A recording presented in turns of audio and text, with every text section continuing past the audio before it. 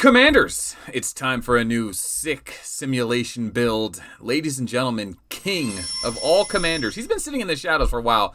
I mean, King has been around, but never really hit hard enough. Never with penetration gear was able to do the damage he wants. But now, with all the discovery that was done with Black and Lady and the Beast, the best offense damage ramping up, defense ramping up into damage, combined with Lady and the Beast's destructive power and penetration, Black became a main commander, or really Lady and Beast. I think Lady and Beast is going to be the main, and then Black will be the best offense as a skill. We're going to use more on that to come.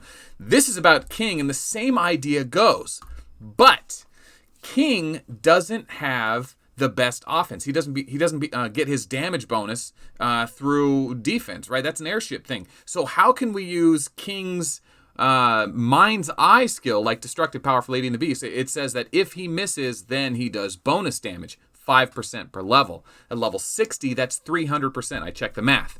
Now, if you ramp up damage 300% and you throw penetration gear on, specifically 100% penetration, then all of a sudden, King's Mind Eye hits really hard.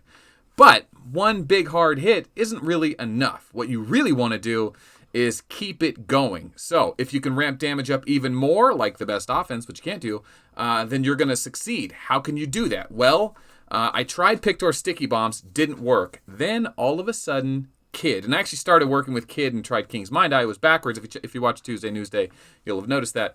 But King's Mind Eye combined with Overdrive from Kid, penetration gear, tier 12 attack troops, makes him a monster. Now, see, the thing about the Black Lady and Beast build was that it's easily countered by Gilly, right? It's simple enough.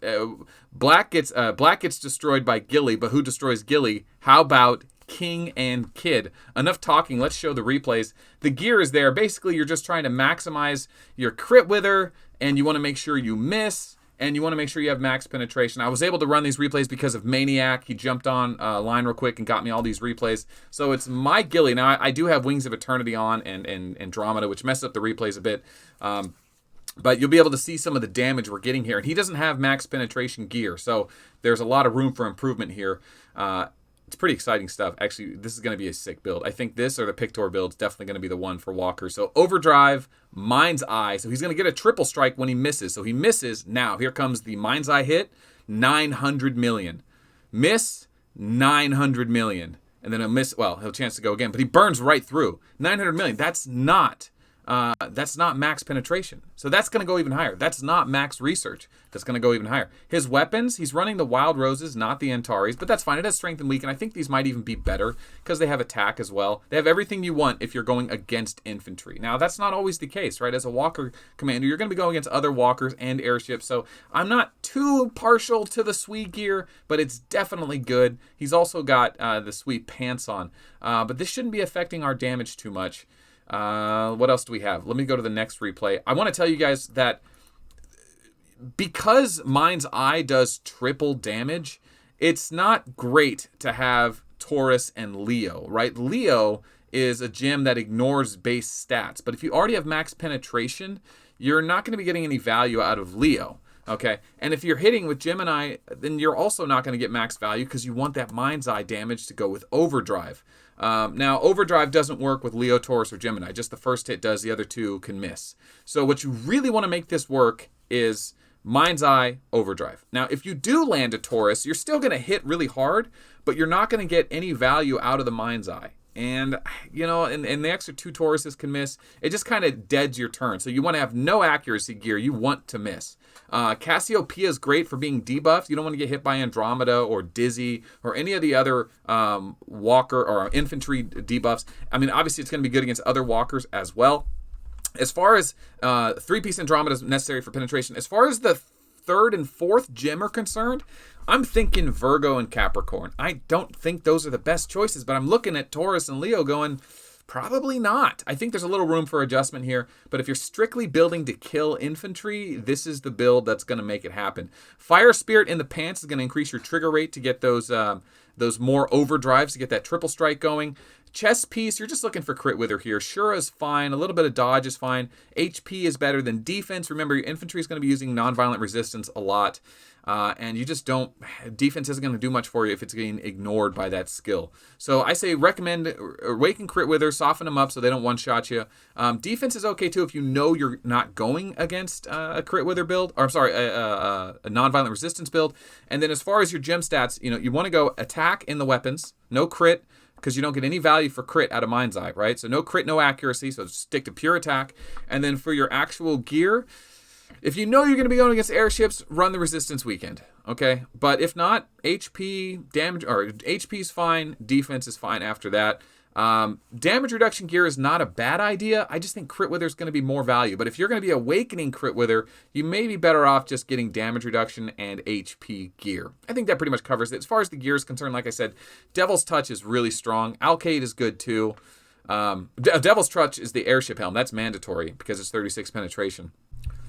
Oh, got to make a quick correction here. Splinter pointed out I had the wrong helmet. I was using the airship helmet for penetration, but we actually now have an all stats helmet for penetration. The Tanling is actually all stats, so that's going to be better for this build. Just a quick amendment. Sorry about that.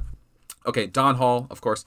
That pretty much covers this build. If you want a copy of this for your own records, check the description below. I update them as time goes on. I have the black one in the other video, and there's more builds to come. So if you're liking these videos, hit a like on the video. Subscribe to the channel if you haven't. Consider joining Patreon. It's a great time, and we almost hit our goal. We have 40 to go. 40? I think I actually did the math wrong. It's definitely like 39 or more patrons to go, but I've had a lot of great support, so I appreciate that. Here's another replay. I wanted to throw this out there without Gilly, without preemptive, so we can see what Leo would do. So here's me versus I'm just analyzing King's data here with my Gilly gear on Fabian, so no preemptive, and let's just see what he does.